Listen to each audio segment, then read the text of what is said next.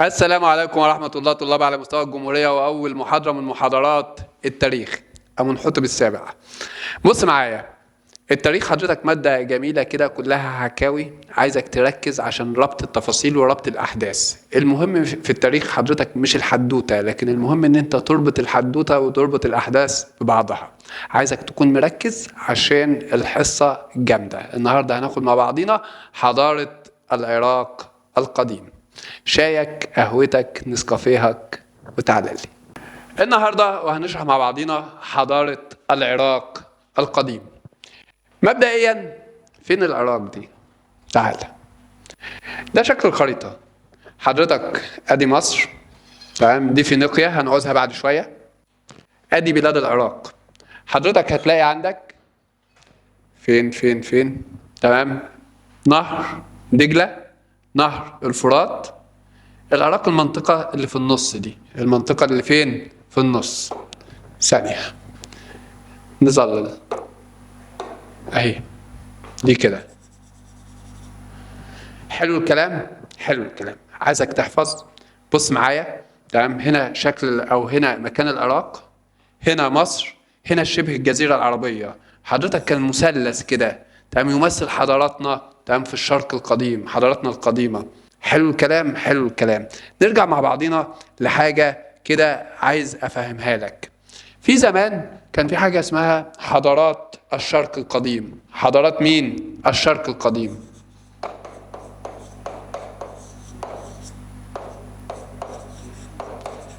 اوعى تفكر ان الحضارة ظهرت في مصر القديمة فقط.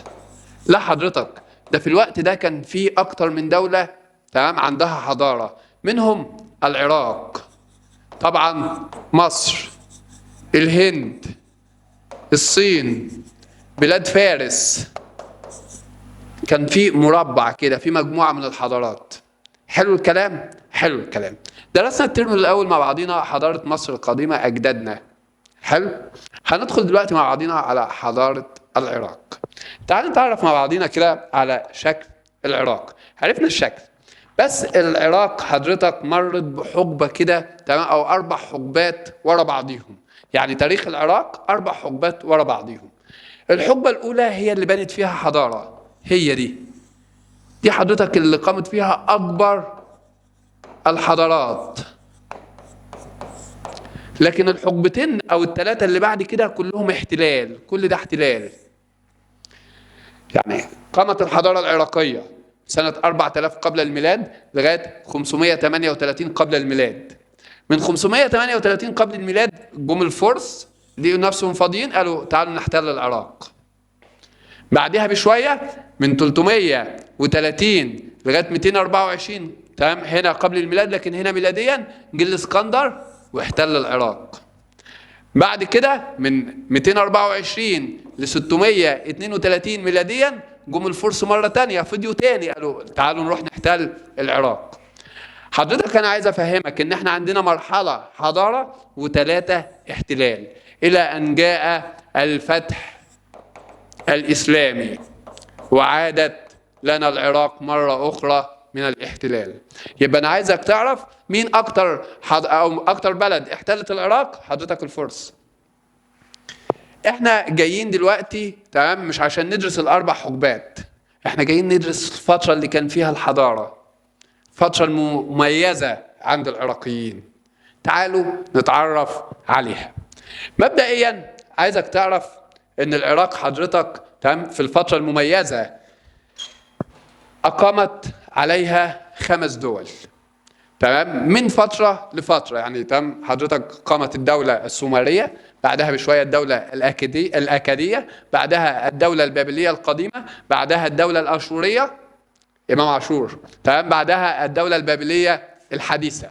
يبقى أنا عندي الفترة المميزة في العراق مرت برضو بحقب صغيرة، كل حقبة، تمام، تنتمي لبلدة معينة. كان في حكم المجموعة معينين، حكم المجموعة اسمهم السومريين، أو حكم الدولة الأكادية، أو حكم الدولة البابلية سواء قديمة أو حديثة، أو الدولة الأشورية.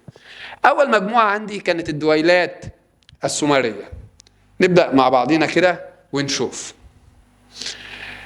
بص معايا برضو قبل ما ندخل على الحضارة، هو ليه العراق القديم تمام نشأ فيها حضارة؟ تعال افكرك برضو. مصر القديمة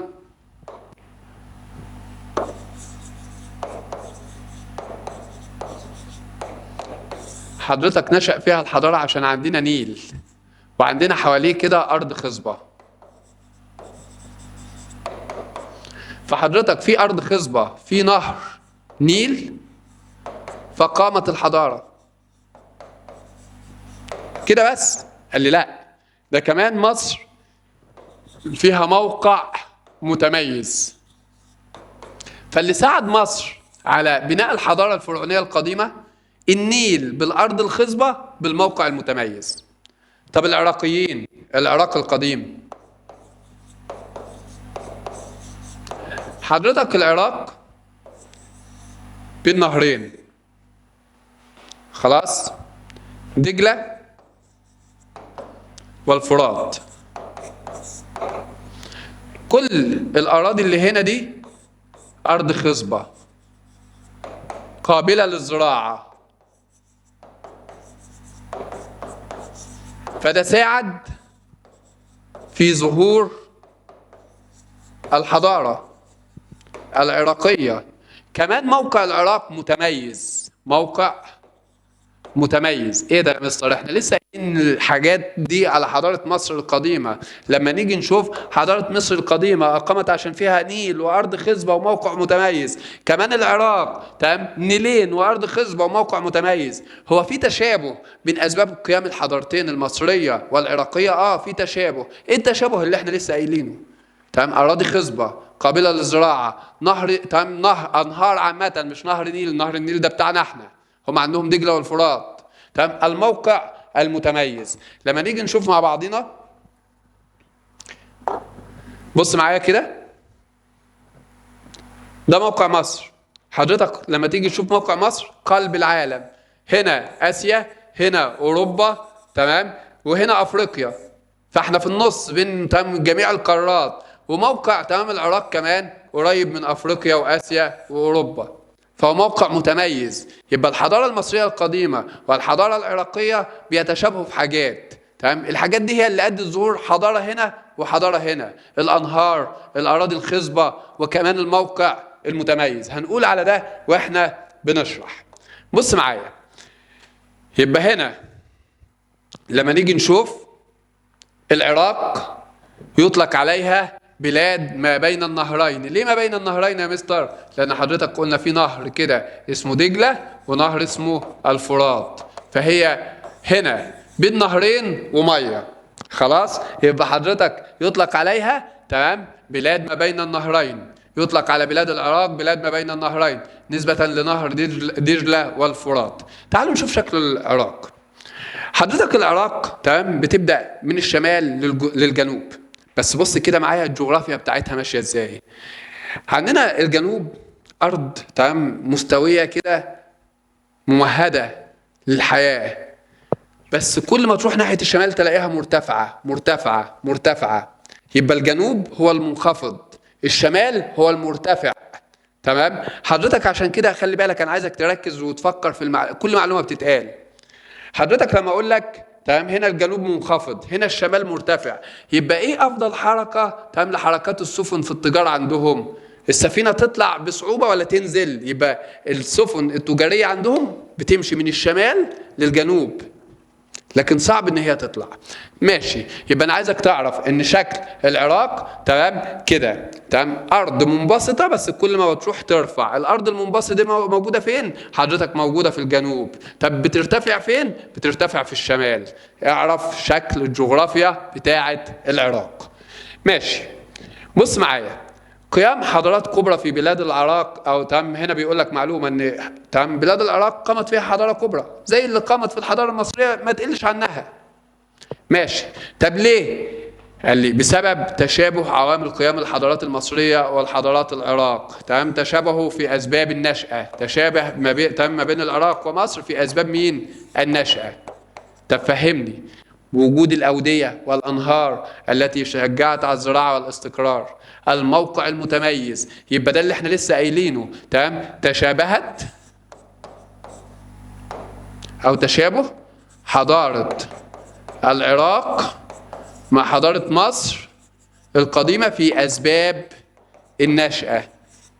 طيب إيه أسباب النشأة؟ وجود أنهار، وجود تربة صالحة للزراعة، فبالتالي في زراعة، فبالتالي في استقرار، ففي حضارة، تمام؟ وجود موقع متميز، قلب العالم حضرتك، ده بين الثلاث قارات، انا اقدر تمام من خلالي كعراق او من خلالي كمصر تنتقل لاي ايه، لاي قاره، انا في النص. ده زي اللي ساكن حضرتك في برج، تمام، 12 دور واحنا مثلا في الدور الخامس والسادس، فحضرتك اللي تحته قريب واللي فوق تمام قريب، نقدر نوصل له بكل سهوله، موقع متميز.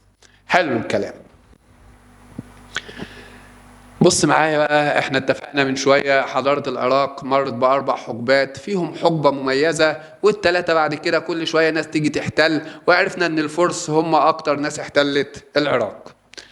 احنا بنتكلم على الحقبة المميزة، الحقبة الاولى، تمام؟ وديت تمام، اولا نعرف ان كان في مجموعة في العراق او دولة اقيمت في العراق اسمها الدولة السومرية، اسمها كده الدويلات السومرية.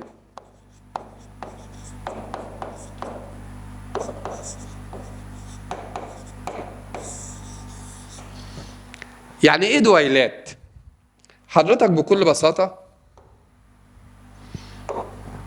لو دي العراق، فحضرتك ما كانش ده كله كده تحت حكم واحد، لا الكلام ده غلط، تمام؟ ايام الدويلات السومرية كنت لما تيجي تشوف العراق كنت بتلاقيها دويلات، كل دولة مستقلة عن الأخرى، كل دولة لها حاكم منعزل ومستقل عن الآخر.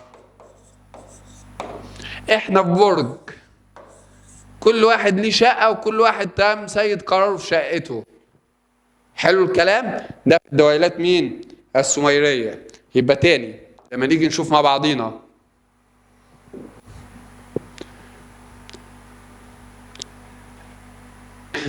الدولة السومرية دي، تمام، زي ما قلنا بدأت من 4000 قبل الميلاد. السومريون هم الشعوب الأصلية للعراق، أول ناس سكنت في العراق، تمام، كانوا السومريون، تمام. وزي ما قلنا، تمام، كلمة دويلات تصغير لكلمة دولة، دويلات في العربي كلمة دويلات دي تصغيرها دولة، كلمة دويلات تصغيرها ايه؟ دولة. السومريون هم أول الشعوب التي سكنت بلاد العراق، أول ناس استقروا، تمام، وقد أقاموا مدنا مزدهرة، لأن حضرتك دي ما كانش مدينة واحدة، ده كان في أكتر من مدينة بمثابة دويلات مستقلة، لكل مدينة مستقلة عن الثانية، لها رئيس بيتحكم فيها. احنا عندنا مثلا دلوقتي في مصر في محافظات، كل تمام محافظة لها محافظ، بس في رئيس ورئيس وزراء بيحكم الكل تحت طوع الكل، لكن ده كل هنا كل حاكم مستقل ببلده، هو صاحب الأوامر في بلده، هو صاحب القوانين في بلده، فممكن يكون قانون في البلد دي غير القانون اللي في البلد اللي جنبها، لأن ده في استقلال تام، عشان كده سميتها دويلات سومرية. وعايزك برضو تربط الأحداث، طالما في دويلات جنب بعض يبقى ممكن يحصل خلافات ما بينهم وبين بعض، فممكن يحصل تفكك، فالدنيا تغور منهم، يبقى ما فيش حضرتك حضارة عراقية، في انهيار، وده اللي حصل وهنعرفه. يبقى تاني السومريون أول الشعوب التي سكنت، تمام، العراق، دول أساس المكان، مش جايين من حتة غريبة، عشان هنعرف بعد شوية إن في ناس هتجيلنا مهاجرين من أماكن تانية. يبقى التاني الدويلات السومرية، دويلات مستقلة بذاتها، كل دولة ليها حاكم خاص بيه، تمام، كل حاكم صاحب قرار في دولته، دويلته الصغيرة مش دولته الكاملة، هنا تمام محافظة صغيرة أنا هحكمها، ماشي. تمتعت كل دويلة بالاستقرار والأمن، تمام. طب إيه المدن اللي كانت مزدهرة في الفترة ديت؟ بلد اسمها سومر وأورو ولجش، يبقى سومر وأورو ولجش. تمام؟ دي الدول أو الدويلات السومرية اللي كانت مزدهرة في الفترة دي. عرفنا شكل الدنيا كانت ماشية ازاي. ندخل بعد كده على الدولة الأكادية أو الأكاديون. طب حضرتك دول سكان أصليين زي السومريون اللي قبليهم؟ دول جايين مهاجرين. جايين منين؟ جايين من شبه الجزيرة العربية. يبقى هنا في هجرة. عايزك تكتب هجرة. تمام؟ في الدولة الأكادية حضرتك معاك كشكولك وبتكتب ملاحظات. الملاحظات دي مهمة، نواتج التعلم، ركز معايا. هجرة، استقروا في وسط العراق. تاني يبقى تكتب عند الدولة الأكادية سكانها تمام جايين عن طريق الهجرة من شبه الجزيرة العربية وسكنوا فين؟ في الوسط. ما العراق كده، احنا سكننا في الحتة دي النص، لا تحت جنوب ولا فوق شمال، يبقى سكنوا في الوسط. تمام؟ تقريبا في ظل حكم السومريين، ده هم جم متسللين في ظل حكم السومريون. استغلوا الخلافات اللي حصلت بين الدويلات الصغيرة وابتدوا هم يسيطروا. بص احنا داخلين متخفيين جايين من شبه الجزيرة العربية. نقعد فين؟ اقعد في النص، استخبى يا ابني انت وهو في اي حتة. تمام؟ ده اكيد السومريون بما ان هم دول مستقلة تمام صغيرة هيجي في يوم من الايام يقعوا في بعض وتقوم الحروب، نظهر احنا ونسيطر. فهمت الفكرة؟ تمام؟ اكادي ذكي. خلاص؟ يبقى الاكاديون، جاء الاكاديون من شبه الجزيرة العربية استقروا في النص. تمام؟ حلو. استغلوا الضعف اللي حصل في السومريون وابتدوا يبنوا دولتهم. مين اشهر ملك عندهم؟ واحد اسمه سرجون الاول. وادم في اول يبقى اكيد مع الاحداث هنلاقي تاني وتالت ورابع. تمام؟ سرجون مين؟ الاول. ده الملك اللي كان في الدولة الأكادية. ده عمل ايه بقى؟ ده اتعلم من الغلط. مش احنا حضرتك قلنا السومريون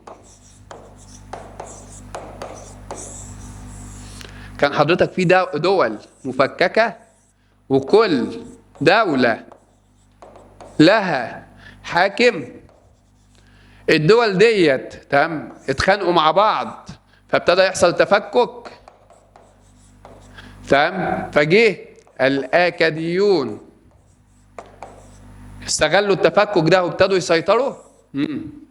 فهو بقى قال لك انا لو سبت كل دوله لوحدها وعينت ملك لكل واحده وقلنا تمام احنا مستقلين، ما احنا هنيجي نقع في بعض تاني ونحصل تفكك تاني.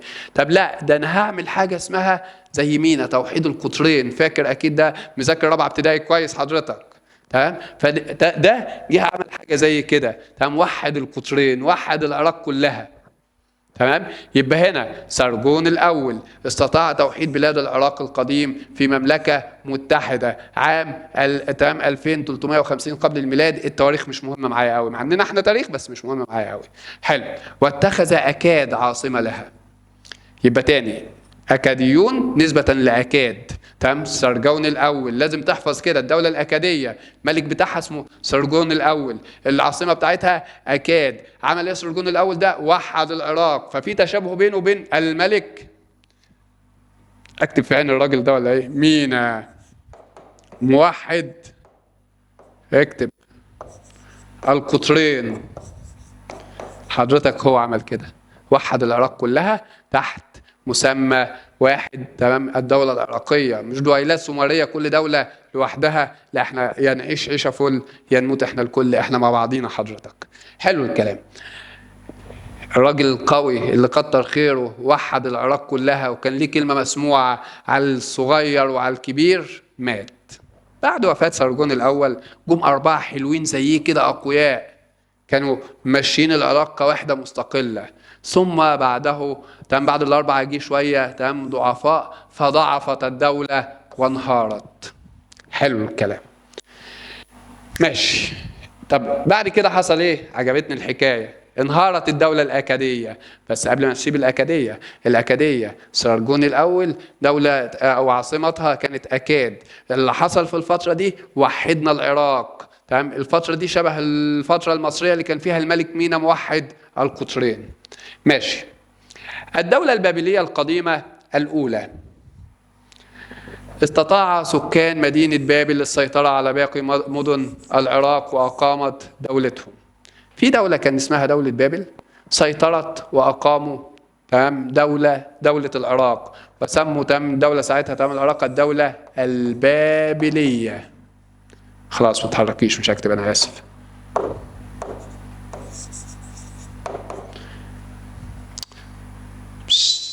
الدولة البابلية. حلو الكلام. مين اشهر ملوك الدولة البابلية؟ حد اسمه حمورابي. مش حمويكا، حمورابي.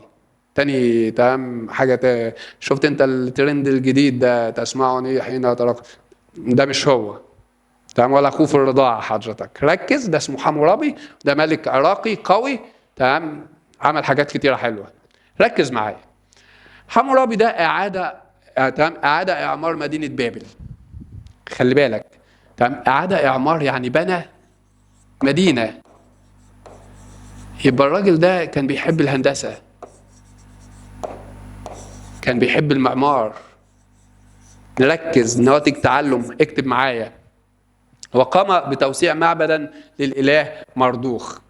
بنى مدينة وبنى معبد حضرتك. يبقى ده فيه بص كده معمار، بنى معبد ديني.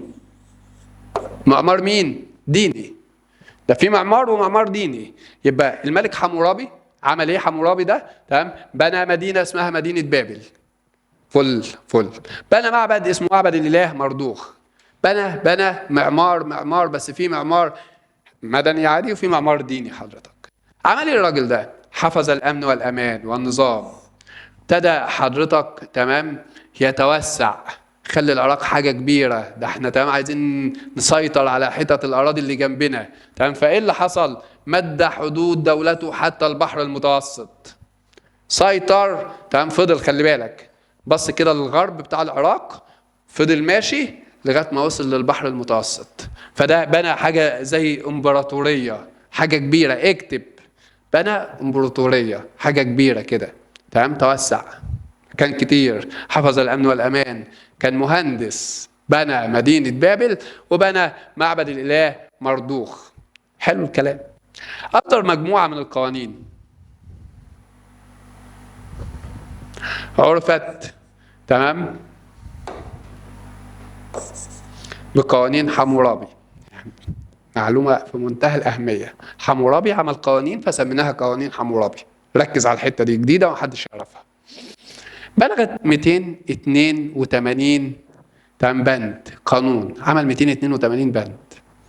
سمعنا حضرتك. طب القوانين دي حضرتك كتبها لنا في بوست على الفيسبوك وبعتها لنا، احنا عملنا لايك ومشاركة للعراقيين عرفوها.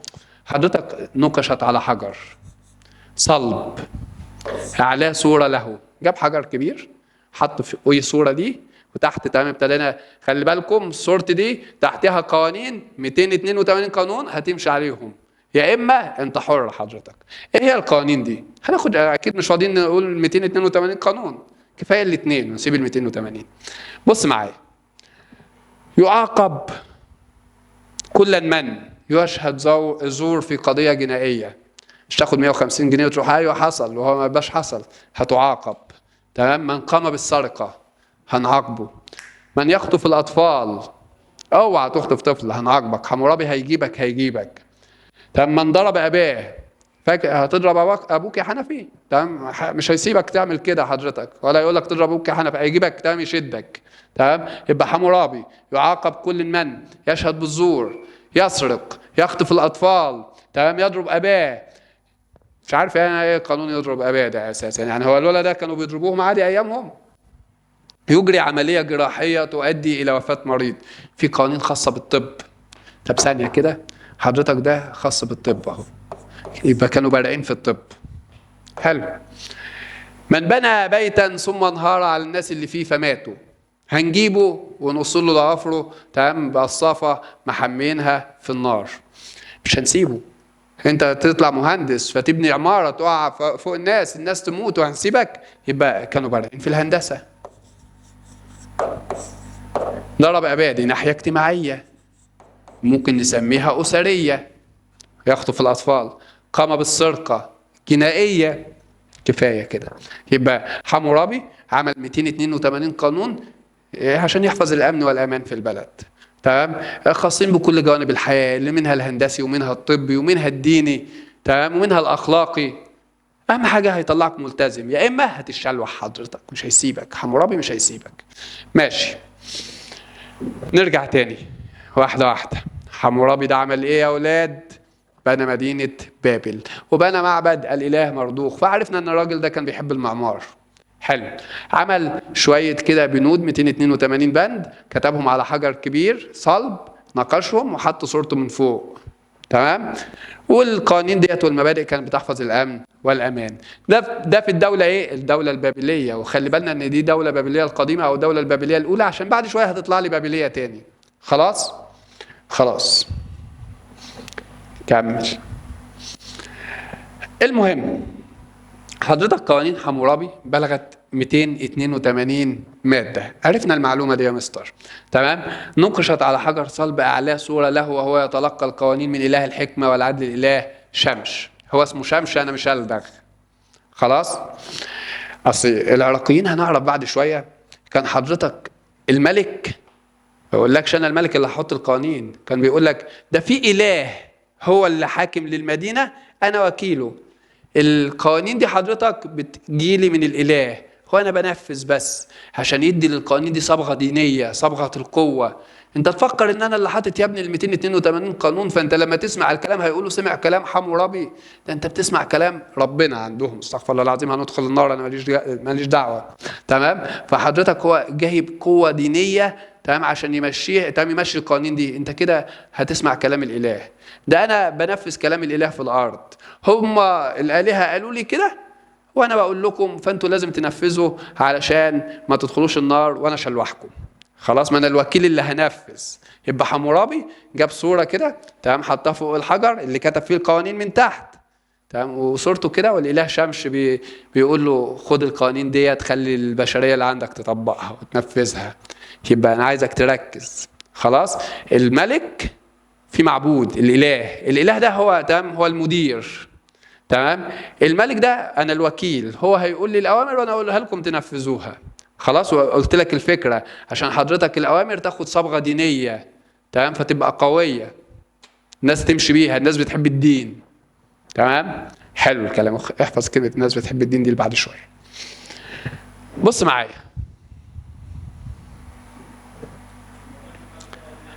من مبادئ قوانين حمورابي قلناها. تمام. ندخل بعد كده الدولة الأشورية. هجر الأشوريون من شبه الجزيرة العربية، جايين مش أهل البلد.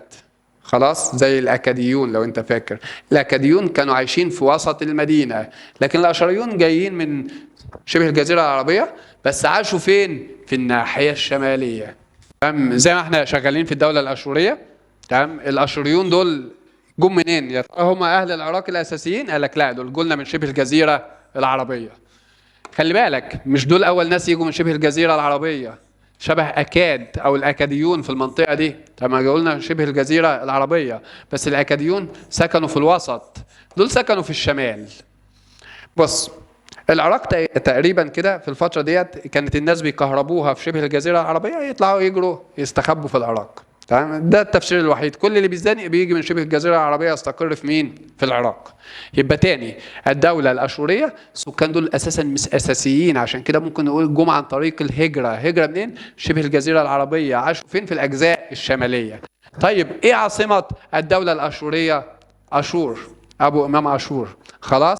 فحضرتك هنا عاصمتها مدينة أشور. طب هي كان ليها عاصمة واحدة؟ قال لي لا، دي كان ليها عاصم كتير على فكرة يا مستر. في تمام مدينة تاني اسمها نينوي. تمام. مين أشهر ملوكها؟ الملك سرجون الثاني. فاكر سرجون الأول؟ ده سرجون الثاني. عمل إيه ده؟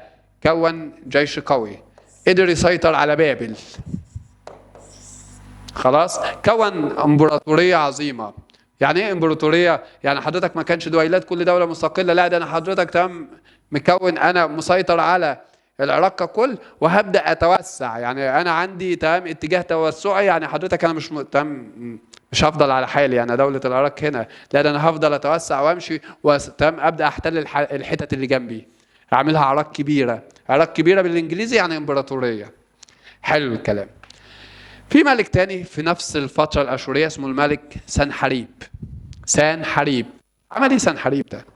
حضرتك تمام، ده جاب بابل دمرها، يعني ده دمر مدينة بابل. حلو. ليه يا حبيبي دمرت مدينة بابل؟ قال لي عشان بنيت مدينة اسمها نينوي. هو اللي بنى نينوي، ده معمار، بنى وخرب. خرب بابل وبنى تمام مدينة مين؟ نينوي. حلو الكلام، حلو الكلام. الدولة دي حضرتك سقطت. ليه سقطت؟ سواء أشور، سنحريب الراجل المفتري اللي جاب الشواكيش وقعد يهد تمام في بابل، كانوا حكام أقوياء تمام، بس كان في ظلم، فالشعب ابتدى يقوم بثورات ضدهم، فابتدت تنهار الدولة تمام الآشورية. تمام، لم تستمر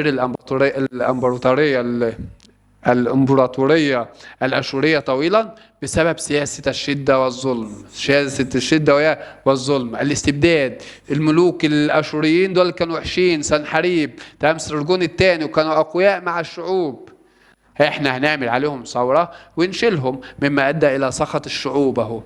حلو، انا عايزك تفهم كده. طب ايه اسباب سقوط الدولة الاشورية؟ تقول لي اسباب داخلية يا مستر.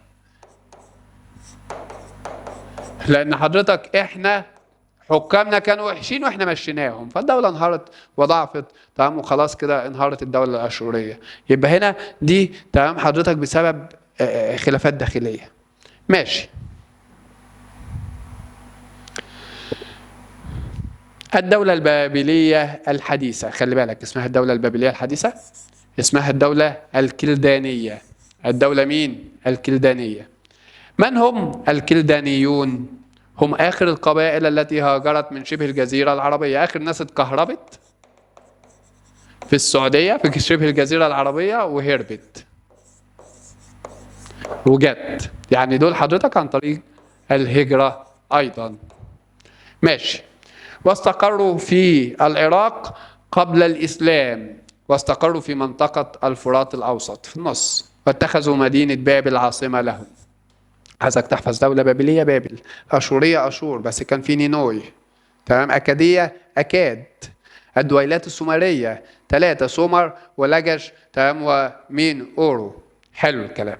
أشهر ملوكها الملك نبوخذ نصر الثاني. نبوخذ نصر الثاني. نبوخذ نصر الثاني، ركز، نبوخذ نصر الثاني تم كرر فيه، الذي تم عرف به بالقوة والصلابة في حكم البلاد.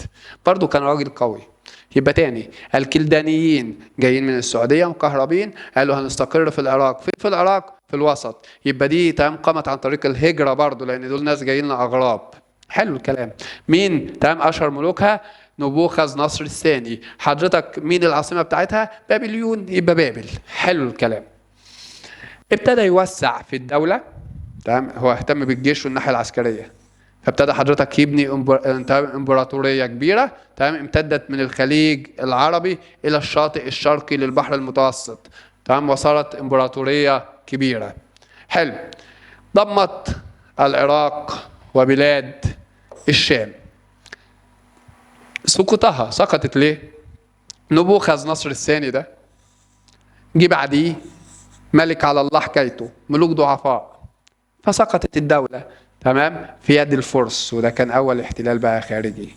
مين أول ناس احتلت العراق تمام احتلال خارجي؟ الفرس. ده أول احتلال، لكن مش أول احتلال غربي، ده أول احتلال. ماشي. لأن الفرس مش بلاد الغرب، دي تبع بلاد الشرق تبعنا. حلو الكلام. يبقى التاني كده تمام، نركز مع بعضينا. حضرتك الدولة البابلية، الكلدانيون أو الكلدانية. الكلدانيون دول هم آخر القبائل التي هاجرت إلى العراق وجاية لنا من شبه الجزيرة تمام العربية، واستقرت في الفرات الأوسطي في النص تمام. كانت عاصمتهم مدينة بابل، دي العاصمة. أشهر ملوكها الملك نوبخذ نصر الثاني تمام، الذي عرف بالقوة والصلابة زي ما قلنا، بس المشكلة إن اللي بعديه كانوا ضعفاء، فده أدى إلى انهيار العراق ووقعها في أول احتلال، ومش غربي، أول احتلال عامة تقول للفرس. حلو الكلام. نروح بعد كده تمام لحاجة تاني. بص كده، كمل. وبسقوط الدولة البابلية خلصت الحقبة الأولى اللي احنا قلنا هندرسها، الحقبة الحلوة. دخلنا بعد كده في حقبة تاريخية جديدة، ودي اللي كلها احتلال. حلو الكلام. بدأت بحكم الفرس، ثم استولى الإسكندر المقدوني على بابل، ثم عادت مرة أخرى إلى حكم مين؟ الفرس. خلاص، حلو الكلام، حلو الكلام، لغاية ما جه الفتح الإسلامي وخلص العراق من الاحتلال. هندخل دلوقتي على مظاهر الحياة الاقتصادية ومظاهر الحياة السياسية، ونعرف العراقيين كانوا شغالين ازاي وماشيين ازاي في جميع جوانب الحياة. واحدة واحدة كده وركز معايا. فين؟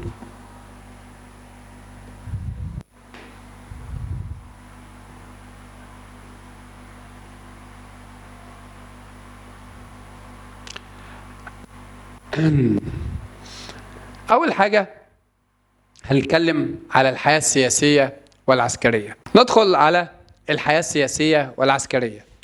معنى كلمة حياة سياسية عن نظام الحكم حضرتك، تمام؟ مين اللي بيحكم؟ ملك، تمام، وزير، إلى نظام الحكم ديمقراطي، تمام، ديكتاتوري. هنتعرف على نظام ايه؟ الحكم. والجيش، الجيش ده الحياة العسكرية. طب حضرتك لما نيجي نتكلم على نظام الحكم، تمام، بص معايا كده، بيقول لك في الأول العراق كانت عبارة عن دويلات، فحضرتك كل دولة دويلة، تمام، كان ليها ملك خاص بيها، تمام. فحضرتك هنا ما كانش نظام حكم مركزي، ده نظام حكم لا مركزي. يعني ايه؟ مش حاكم واحد بيحكم الكل، ده كل جزء ليه حاكم. حلو الكلام. تكونت من دويلات، تمام، لكل منها أسرة حاكمة.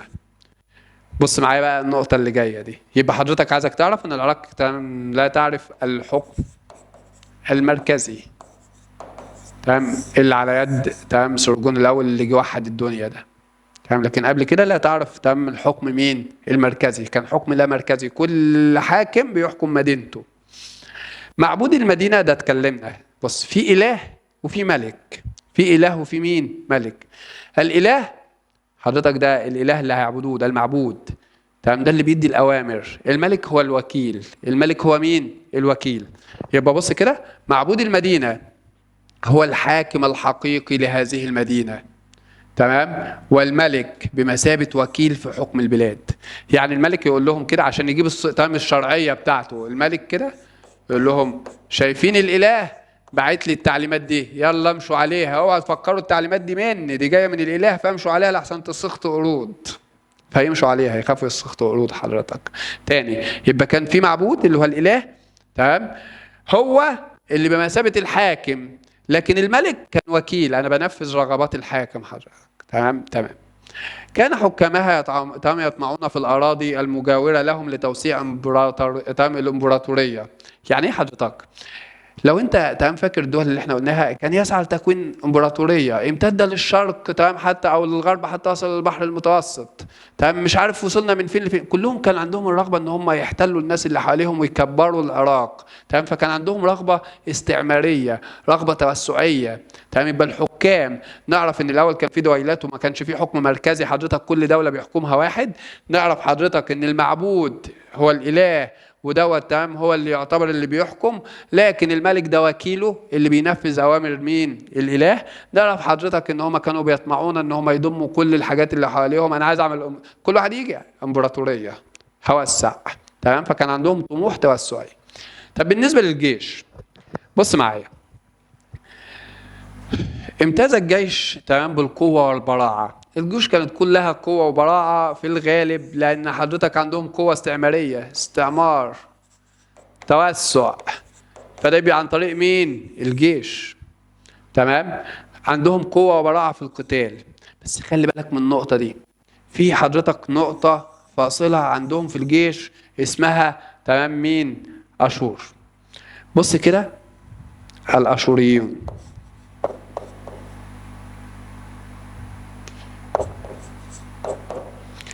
قبل أشور كان الجيش حاجة وبعدهم حاجة. كانت الخدمة إلزامية في وقت الحرب، ثم أصبحت دائمة في عهد الأشوريون. يعني إيه؟ بص كده، كانت الخدمة إلزامية في وقت الحروب فقط. قبل ما تيجي الحضارة الأشورية كان حضرتك ما فيش حاجه اسمها جيش، ما فيش حروب، العب يا ابني انت وهو، ترش ميه قدام بيتكم مش عايزينكم. في حرب، لمين الناس يلا يجمع هنحارب. يبقى انا بكون الجيش امتى؟ لحظه الحرب فقط. لكن ما فيش حرب ما تجيش جيش، ما تجيش الجيش، اقعد في بيتكم. تمام. لكن مثلا انت لما تيجي تشوف مصر هنا، احنا مش بنحارب لكن بنخلص كليه يقول لك قدم وتعالى للجيش. ما فيش حرب هتجيلي. تمام ماشي. يبقى خلي بالك، في بلدان بتلم الناس للجيش في اي وقت حتى لو ما فيش حروب. في بلدان تاني بتلم الناس وقت الحرب فقط. ده اللي كان في العراق قبل الحضاره الاشوريه. انا بلم الناس وقت الحرب فقط. جم الاشوريون واللي بعدهم عايزين يكونوا جيوش قويه، فقال لك انت لم لي الناس اول عن اخر في اي وقت، انا مش هحارب بس عايزك معايا يا حبيبي. تمام. يبقى تاني تمام، لما تيجي تشوف الخدمه كانت الزاميه في وقت الحرب فقط قبل الحضاره الاشوريه، جزء من الحضاره العراقيه او الدوله الاشوريه. لكن بعد الدوله الاشوريه حضرتك انت كده كده معايا، مفيش حرب هتجيلي. حلو الكلام.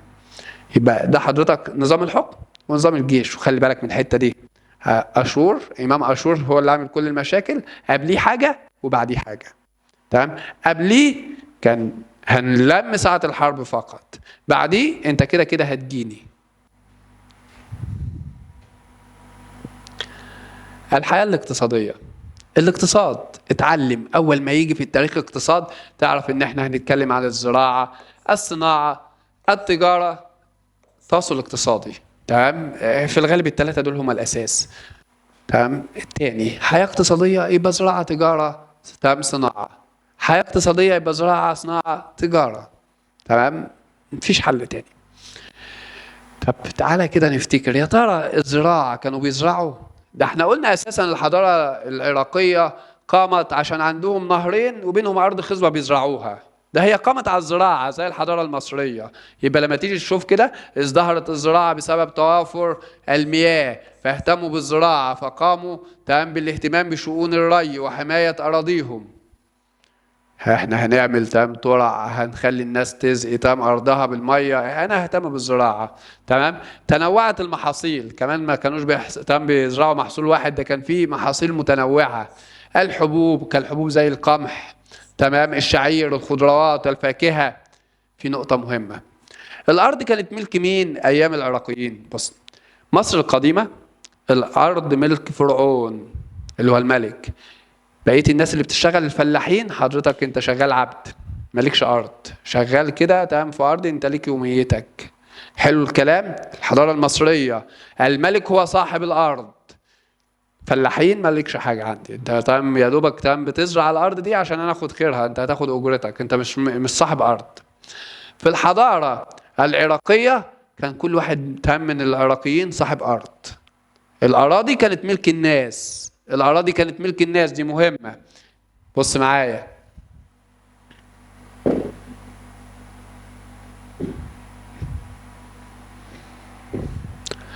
الارض في العراق، الارض في العراق ملكيه تمام اهو، كانت ملكيه الارض في العراق للافراد على اختلاف ملكيه الاراضي الزراعيه في مصر، فكانت لفرعون. لكن عندنا في العراق كانت الارض ملك الافراد زي ما كاتب لك. في مصر كانت ملك الفرعون الملك. حلو. يبقى انا عايزك تعرف، زراعه كنا بنزرع كل حاجه والله. تمام. ده احنا كنا مزدهرين في الزراعه، ده انا عندي نيلين وعندي ارض خصبه. تمام. بزرع كل المحاصيل خاصه الحبوب، لو عايز قمح هتلاقي، عايز شعير هتلاقي، فاكهه عندنا عنب وموز حضرتك. تمام. كل حاجه موجوده. حلو. طب الارض دي ملك مين؟ ملكنا كلنا، مش ملك حد. يعني مش ملك واحد بس، مش ملك الملك بس، ده كل واحد ليه نصيب في الارض. حلو الكلام. ده عكس مصر القديمه. ننزل كده. تمام. الصناعه، ناس بيشتغلوا في الزراعة لما يجوا يصنعوا، هيصنعوا فاس، هيصنعوا حاجات تخص الري، تمام، حاجات تخص الزراعة. ده الأساس. هيصنعوا حاجات تاني بس حضرتك ده الأساس، ده اللي هنبيعه. يبقى لما تيجي تشوف الصناعة، اشتهروا بالعديد من الصناعات مثل الأدوية الزراعية والأسلحة. ما احنا عندنا جيش وعايزين نحارب وعندنا استعمار لو انت فاكر. المنسوجات، هعمل لك مفرش تعمل لأوضة السفرة بتاعتك، ترابيزة السفرة ملوش حل، منسوجات. والحلي، حظاظة.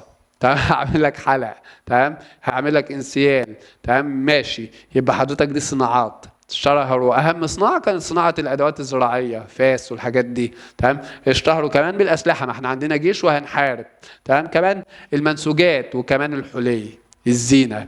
حلو الكلام. التجاره، نشطت التجاره الخارجيه الى بلاد الهند، فارس، الشام، مصر، تمام. انا في قلب العالم، فحضرتك بص كل الناس حواليا، فسهل ان انا اوصل لكل الناس اللي حواليا ديت، تمام، من خلال البحار، واوصل لهم تجارتي. يبقى نشطت التجاره الخارجيه، تمام، الى بلاد الهند، بلاد فارس، بلاد الشام، بلاد مصر. عرفوا المكاييل والاوزان، كان عندهم ميزان حضرتك، ده الميزان، مش عارف ايه ده بس ما علينا. طب كانوا بيوزنوا، تمام، مش تبادل اديني شويه الخيار دول وخد بالطين، لا حضرتك احنا هنوزن. انت هتاخد كام كيلو خيار حضرتك، هتاخد كام كيلو طماطم حضرتك، ما احنا بنرجع الخضروات هنا هنبيعها بالميزان، احنا عندنا ميزان ونعرف نوزن، مش بالبركه هو. وفوق واصحى، تمام، انا شايفك نعست كده، واشرب لي قهوه شاي، قوم اعمل اي حاجه وارجع فوق. ماشي. التواصل الاجتماعي، يا ترى كان في تواصل اجتماعي في التجارة، أو تواصل سوري اقتصادي؟ كان في تواصل اقتصادي. كانت هناك علاقات تجارية بين مصر وبلاد النهرين. مين هم بلاد النهرين؟ دجلة والفرات، العراق. ماشي. بص معايا من النهاية كده، احنا كمصريين اتعلمنا منهم حاجات في التجارة، خاصة الأختام، تمام، الختم دوت. احنا اتعلمنا من العراقيين الأختام الأسطوانية اللي كانت عندهم، تمام، احنا اتعلمناها منهم. والدليل على كده لقينا أختام من ديت اللي صنعوها العراقيين موجودة عندنا في مصر، تمام. فالتواصل الاقتصادي، كانت هناك علاقات تجارية بين مصر وبلاد النهرين تدل الأختام الأسطوانية،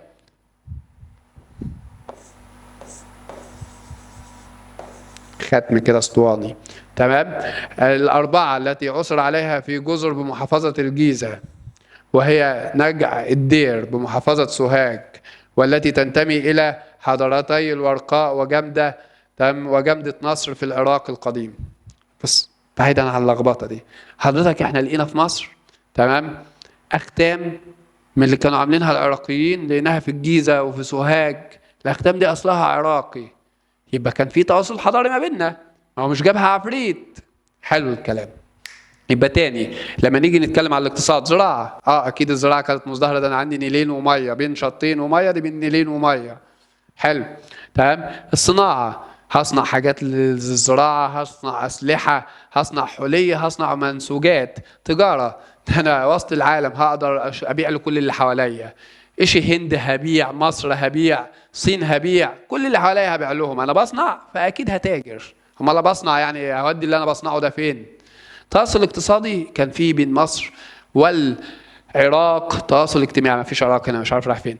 مصر والعراق تواصل اجتماعي، تمام، تواصل اقتصادي. والدليل على كده الاختام اللي احنا لقيناها في الجيزه، تمام، الاختام ديت اساسها عراقي، يبقى احنا كنا بنتواصل معاهم. حلو الكلام.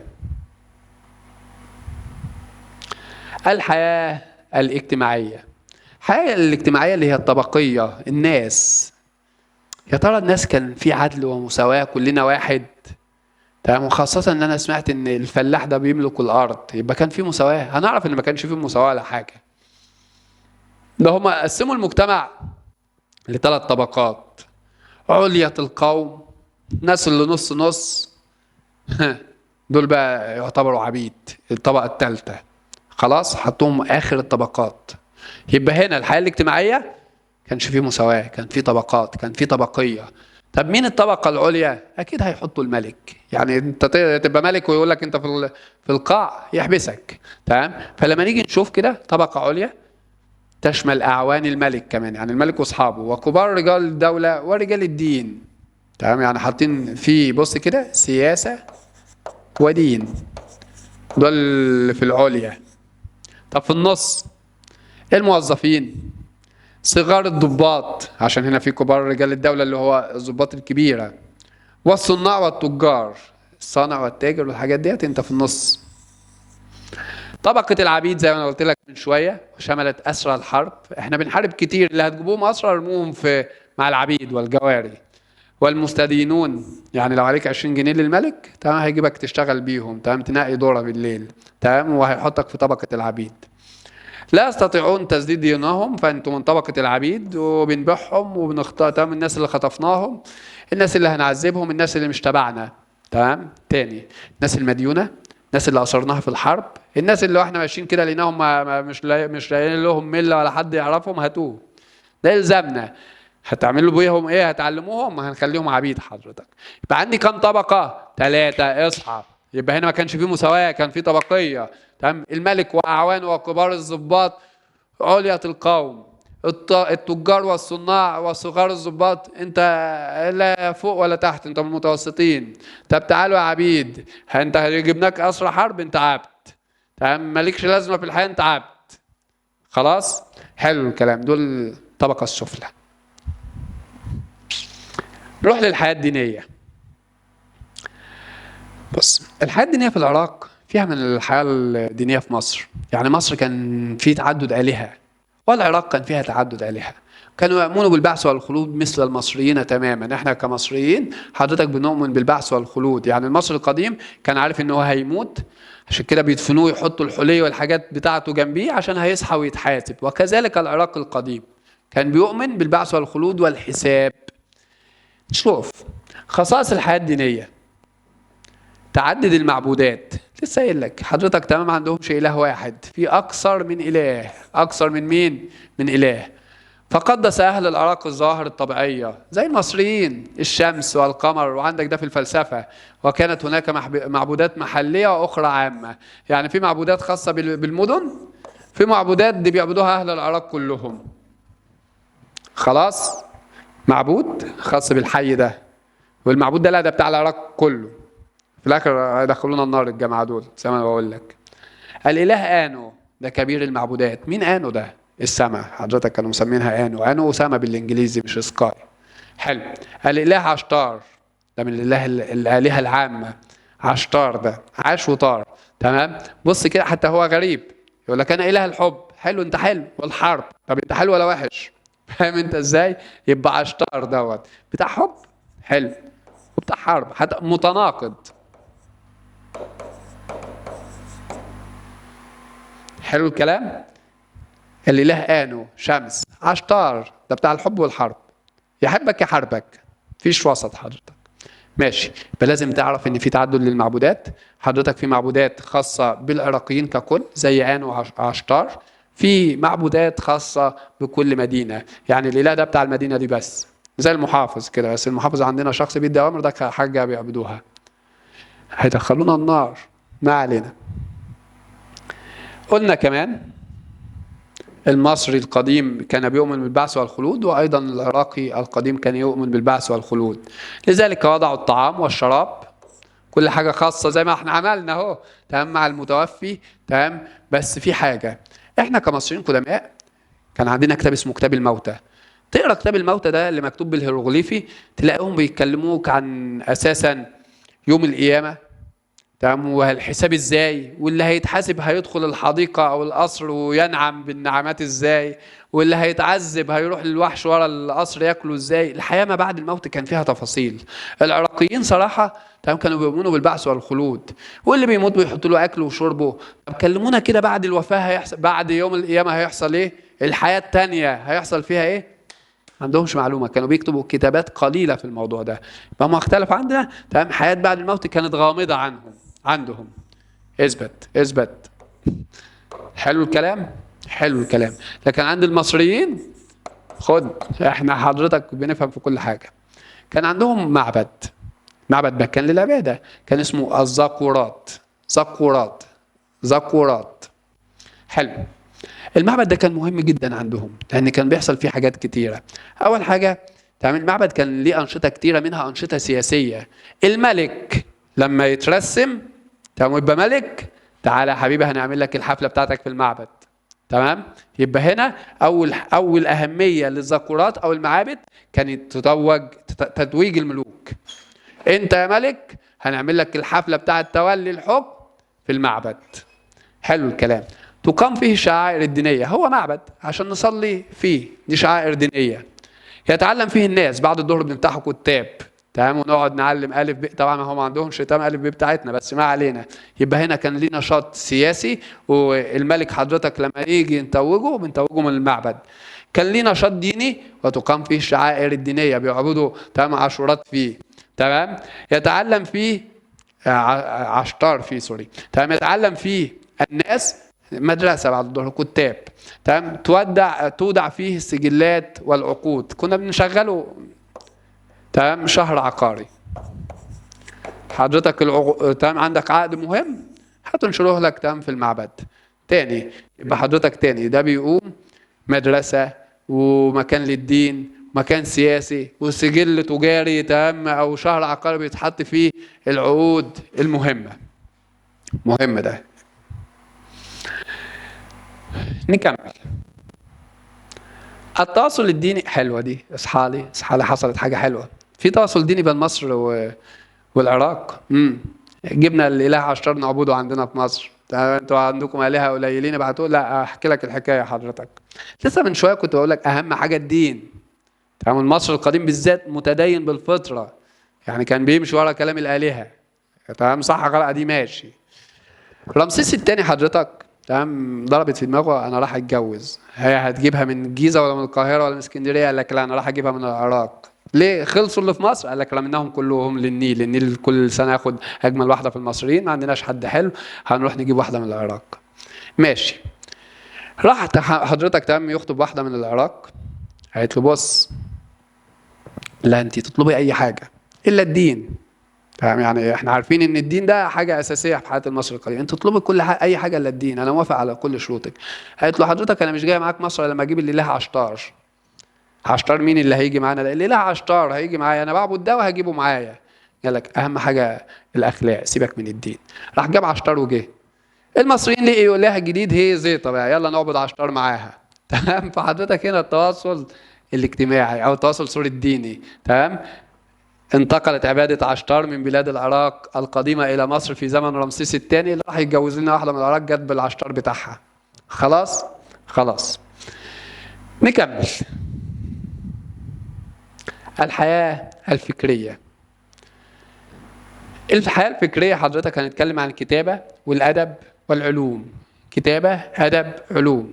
الكتابة اخترعوا السومريون تمام الكتابة المسمارية، سميت بذلك لأنها علامات تشبه المسمار.